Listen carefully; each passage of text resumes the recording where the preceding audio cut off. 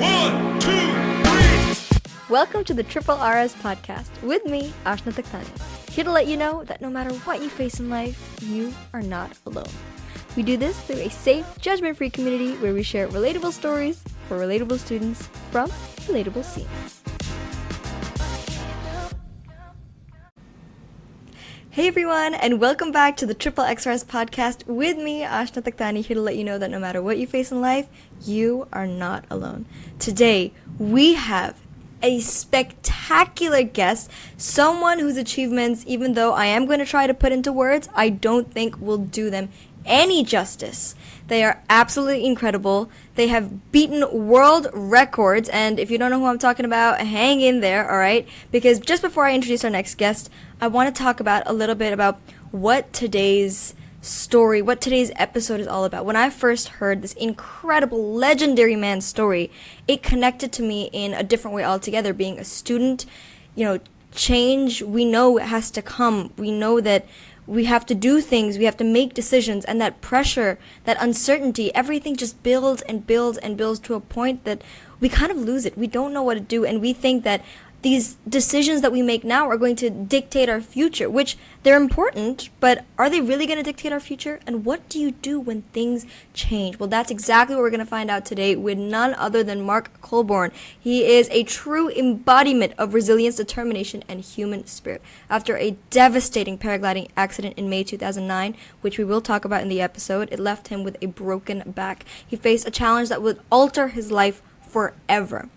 But instead of giving up, he transformed this adversity into an opportunity to not just pursue greatness, but become greatness. And just 3 years later, at the London 2012 Paralympic Games, Mark shattered world records on the velodrome track, becoming a Paralympic world champion. His story is not just one of overcoming physical limits, but of breaking barriers and inspiring countless others along the way. So please welcome none other than Mark Colbourne to the Triple XR show. Thank you for that wonderful introduction, and thank you to your audience, for listening, for dialing in, pressing play, and big thanks to you for the invitation. Having met your dad at one of my conference presentations, and just wanted to say thank you. Thank you for I suppose being brave, because it does take, bravery, to reach out to people that technically you've never met before, So big thank you, wonderful introduction, and looking forward to sharing, some winning principles and, some tips and some hacks, because many, I suppose, young teenagers, young adults, they almost think, when they see Olympians, Paralympians, that, I suppose they almost see us as superhumans.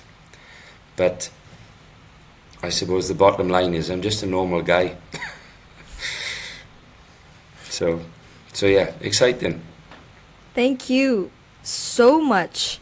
And I know you've been giving thanks to all of us, but I think the real thank you is to you for coming here and being a superhuman and coming on the show to share your story and share your inspiration, because everybody looks up to you guys, and it's just incredible the kind of things that you can do, things that we can't even imagine of doing.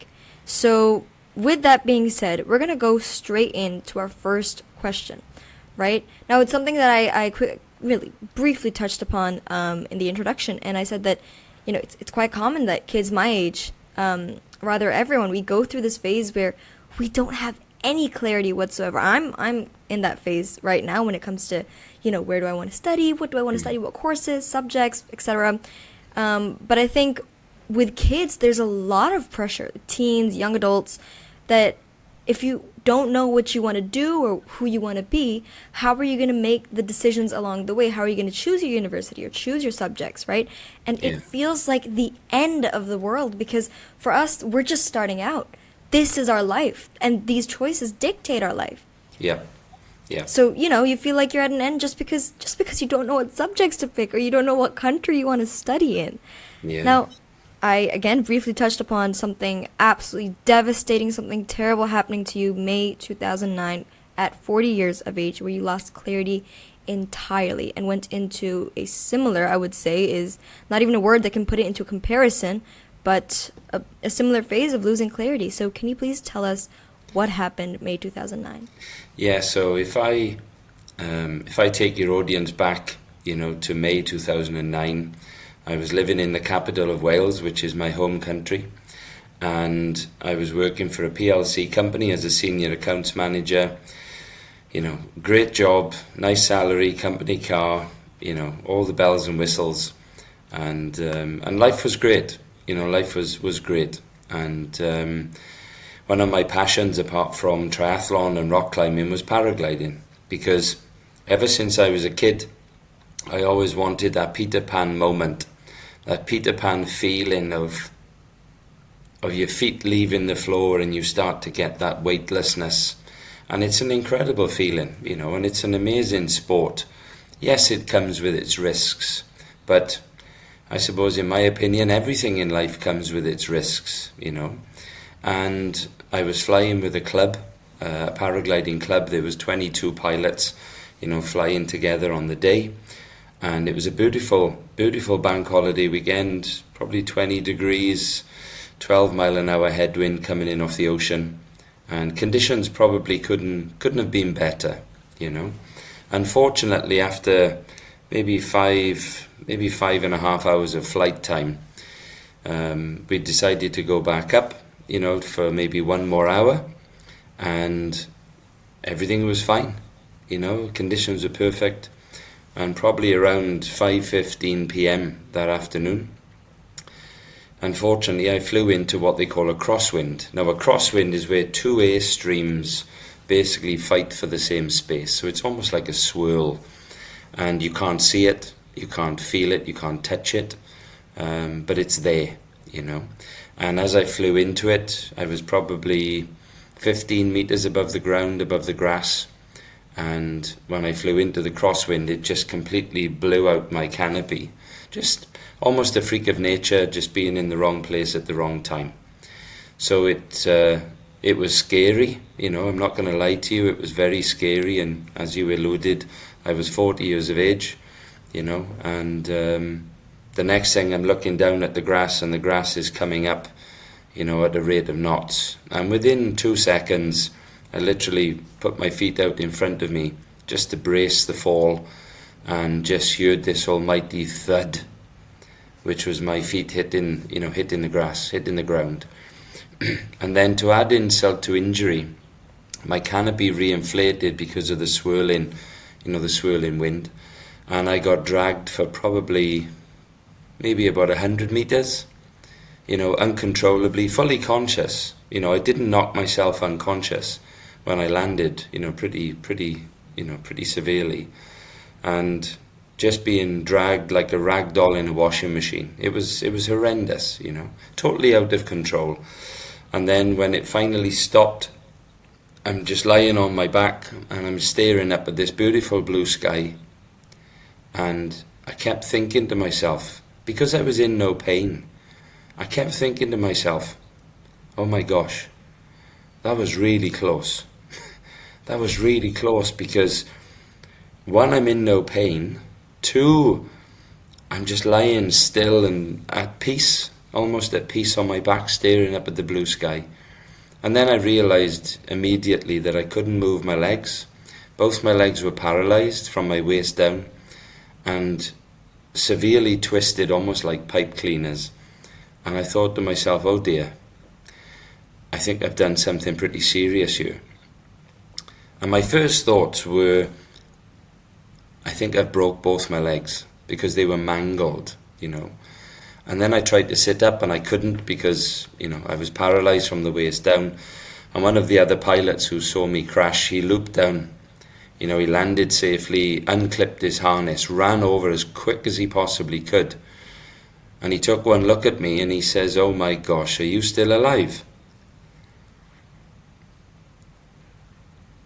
I said, yes, but I can't feel my legs. I can't feel my legs. So he immediately radioed for the air ambulance, who arrived probably within about 11 minutes. So that, that start of the journey, was really psychologically tough. Physically, thankfully, I wasn't in any pain because of the numbness of being paralysed. And the air ambulance, stabilised me with morphine onto a spinal board, and then airlifted me off, probably within about 45 minutes to the local hospital. And then, having had an X-ray and an MRI scan, to be told that night, that unfortunately I'd broken my back. And I suppose looking back now, even those feelings now, it still haunts me,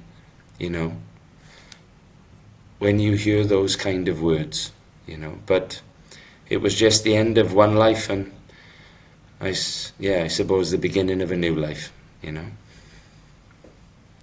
After which you went on to do great things within Crazy that thing. new life. Crazy things. Now, the question is that, when that incident happened to you, you lost all clarity. What happened next? How did you then go on to gain that clarity?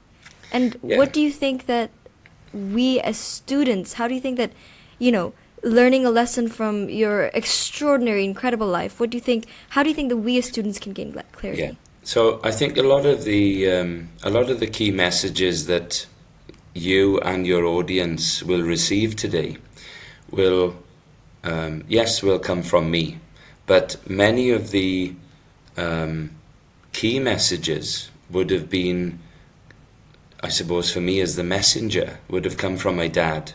Okay. Now, my dad passed away 12 years ago. And I guess when I was growing up as a child, and I'm talking like 7, 8, 9, 10 years of age, my dad just kept, I suppose, giving me all of these pieces of advice, key messages, key principles, things to do, things not to do.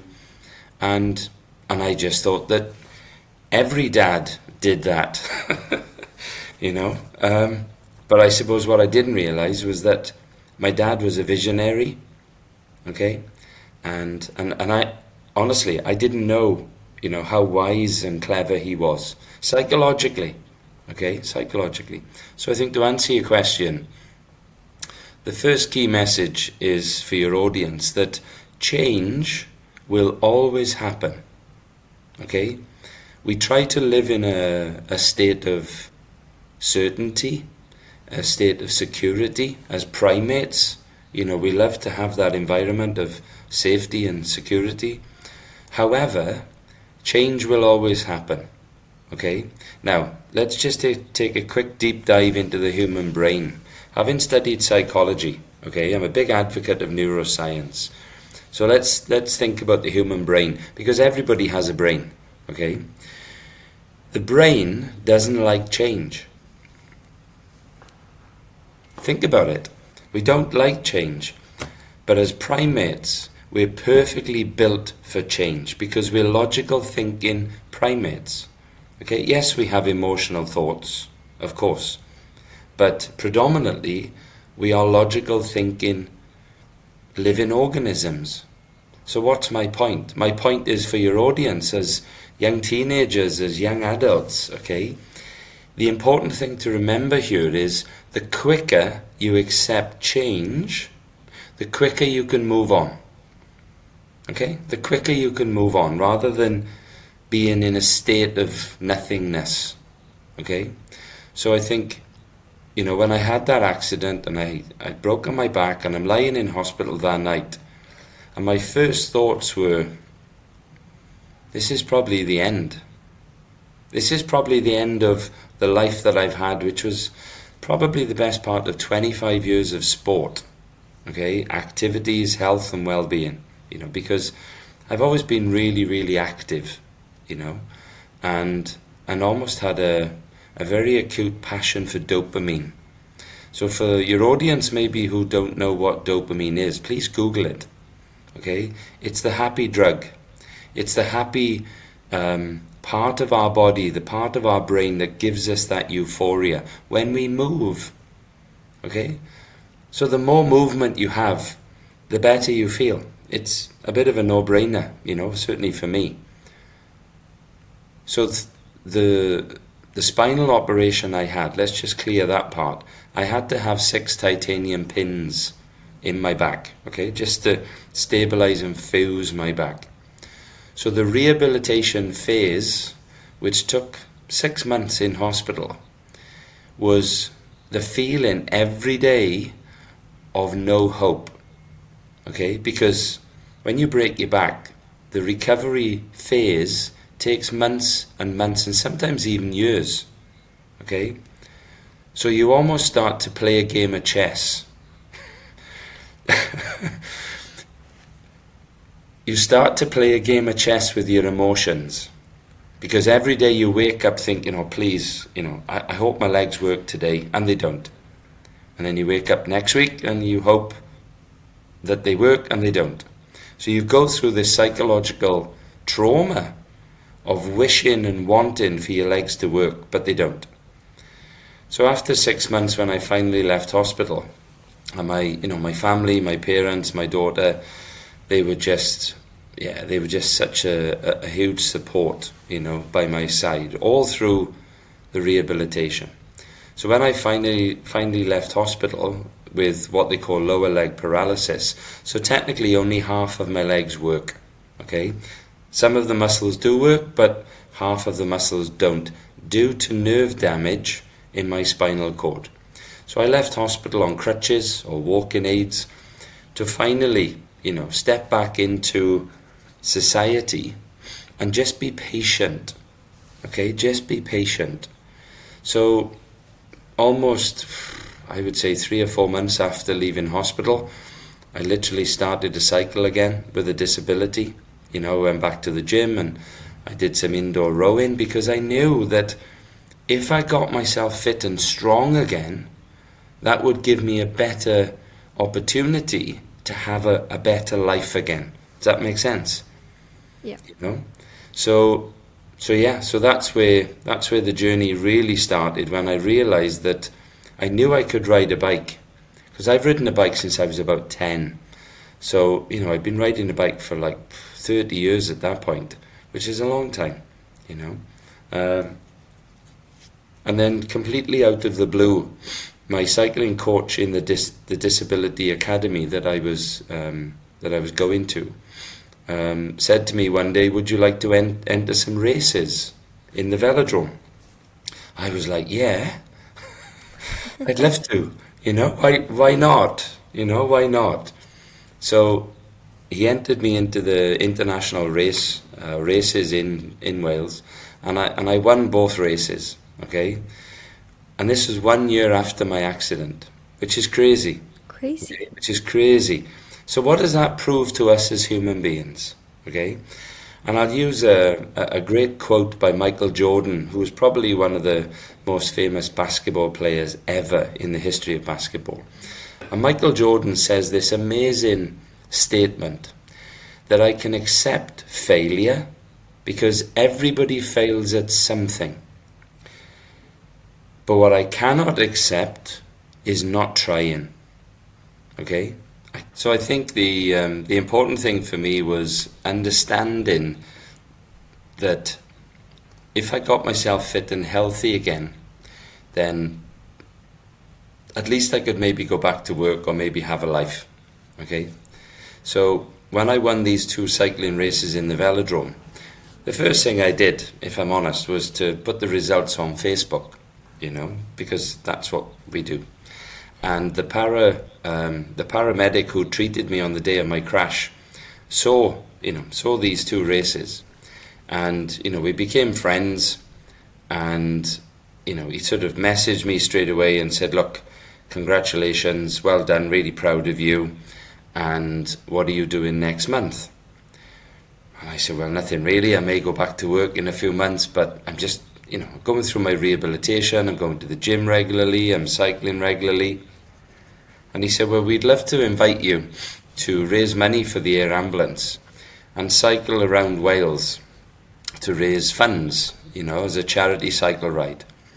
Now, if any of your audience knows anything about Wales, it's not flat. Okay? It's really not flat. It's very hilly indeed, lots of mountains.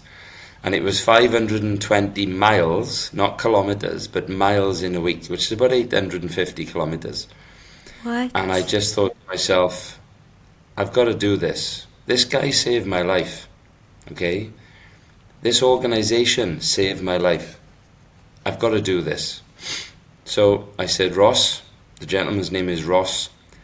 I said, Ross, I'm in. Let's do this. Okay? So it was myself and 20 other cyclists, some famous sports people from Wales, and we set off literally 4 weeks later. So the first day, we'd cycled about 140 kilometers, and we'd stopped on the end of the ride for that day, day one. And I met this guy. I'd never met this guy before, and he just said to me, what's wrong with your legs? So I explained I broke my back 12 months earlier and I had lower leg paralysis, but my quads fire and my hip flexors work, which means that I can cycle, So we had a 20-minute conversation about my disability and my accident, and he just knew so much. I was really, I was just thinking, really curious, how can this guy know so much anyway? So I said to him at the end of the conversation, do you mind if I ask who you are? And he said, my name is Dr. Ben Matthews. I'm a chiropractor, from Wales. And I said, it's a pleasure to meet you. Thanks for the conversation.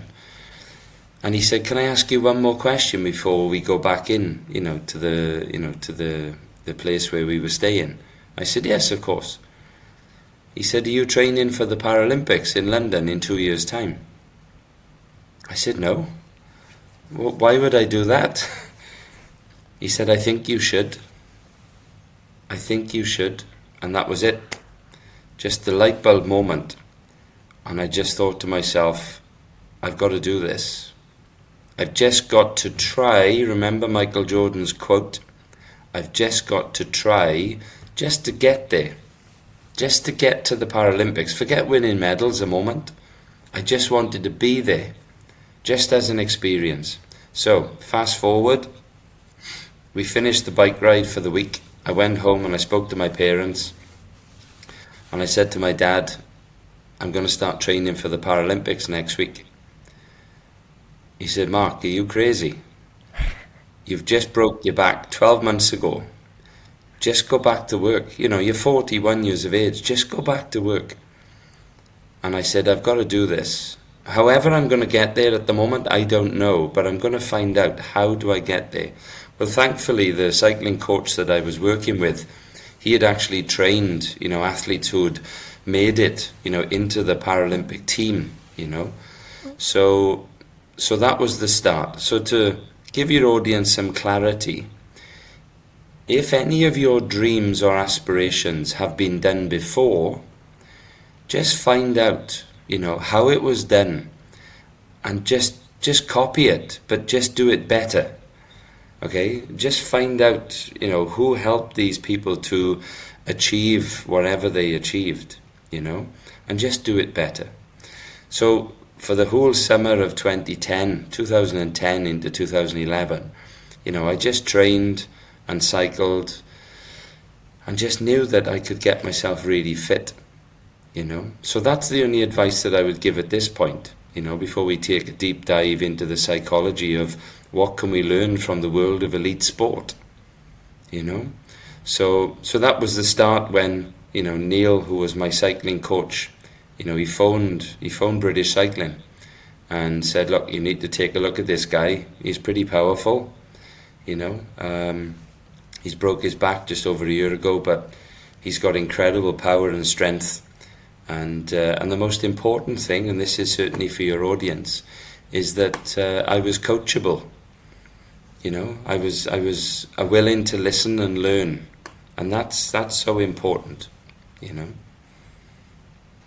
Right. So that's where you gained clarity after the incident, where you had lost clarity, and it clicked with you.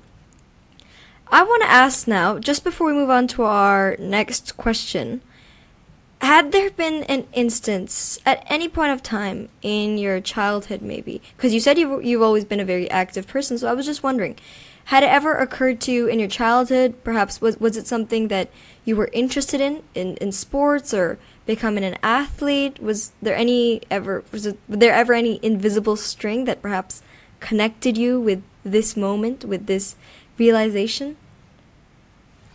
Yes, I think, for me personally, growing up in South Wales in a working class family, I remember watching on TV in 1980, there was a GB decathlete, a wonderful gentleman called Daley Thompson, and Daley Thompson became my sporting idol. Even though my late father was my go-to guy, my inspiration, and I loved my dad unconditionally, And Daley Thompson, who was a GB decathlete, he won gold in 1980, and then he repeated it again in 1984. So what's my point? My point is I knew that these incredible human beings, were achieving unbelievable, feats of sport. And for Daley Thompson, he was world class at 10 different events, not just 1, 2, or 3, which would be pretty cool, but 10 different events, just an incredible human being.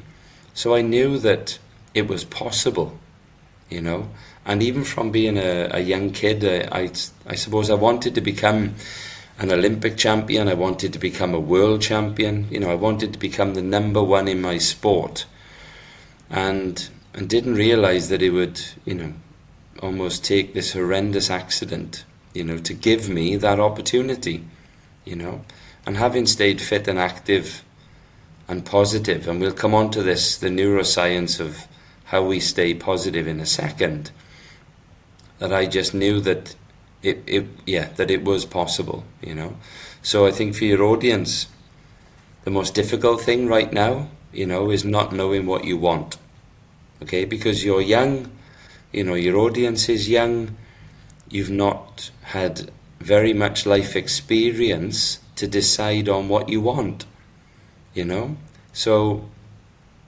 my advice would be try everything, go and try different sports, go and try travel, go and try different careers, because you never know what you really like, because there's nothing worse than doing something you don't enjoy, okay?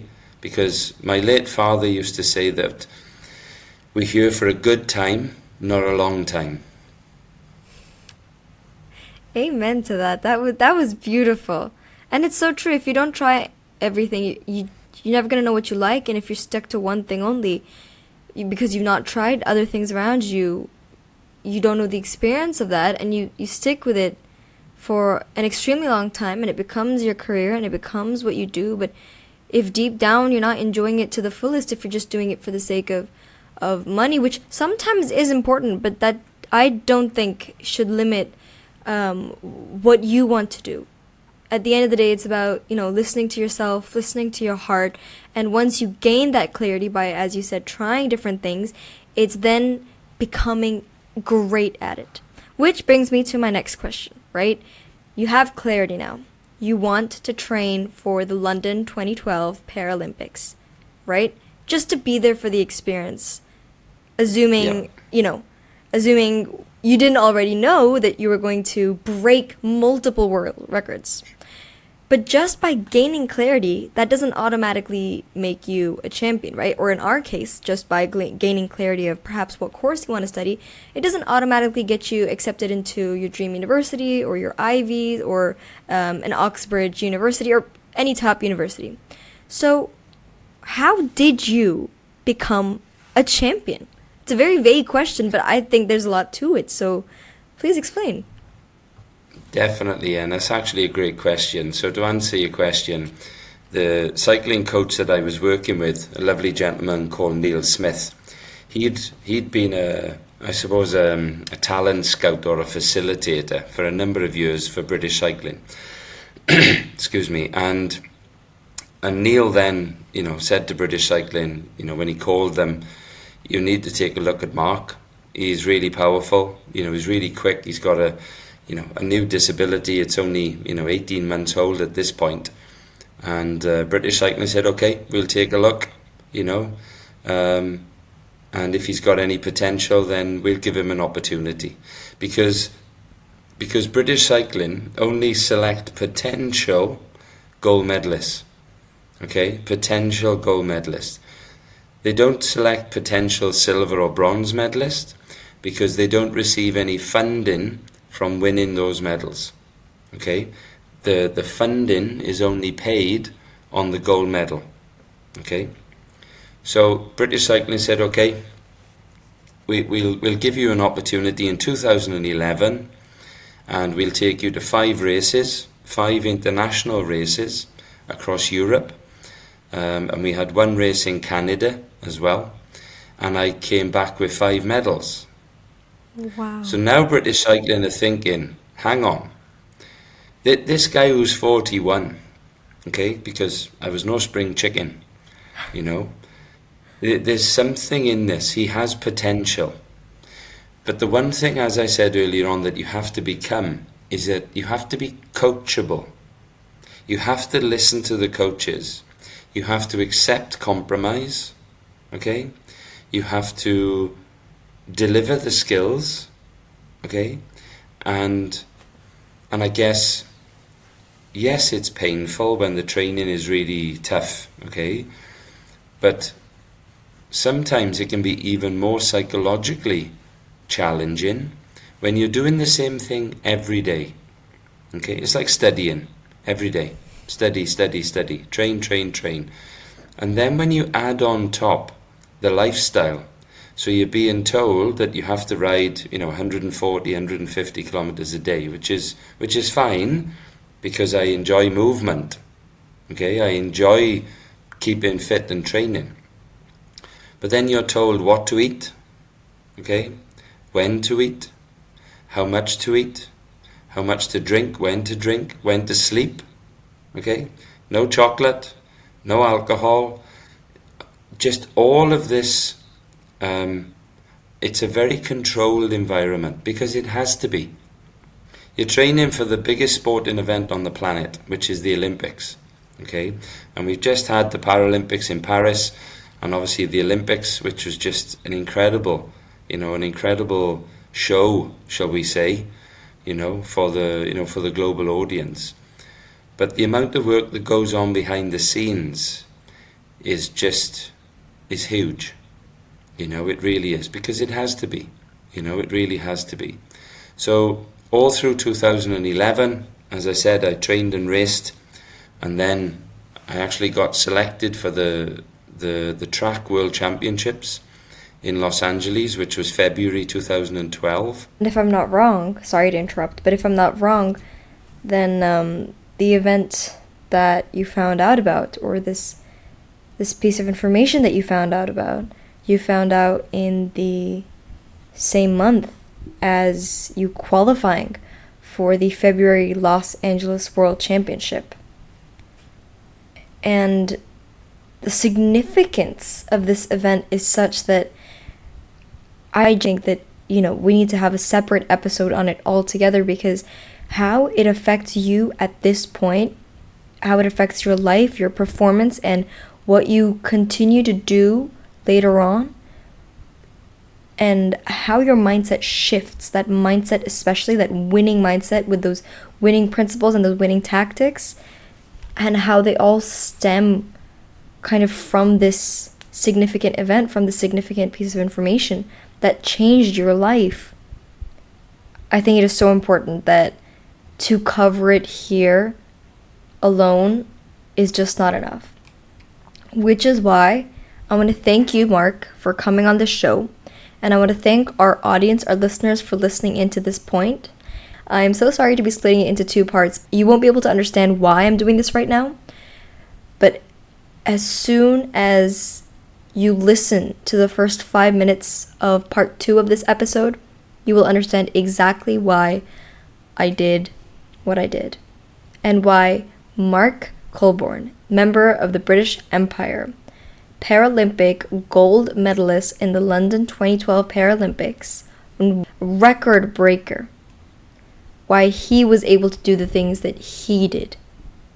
All in the next episode. Thank you so much for listening up till now, and we will see you in part 2 of Beating Death to Winning Gold, the gold medalist's unbelievable ride to success, featuring none other than Mark Colbourne.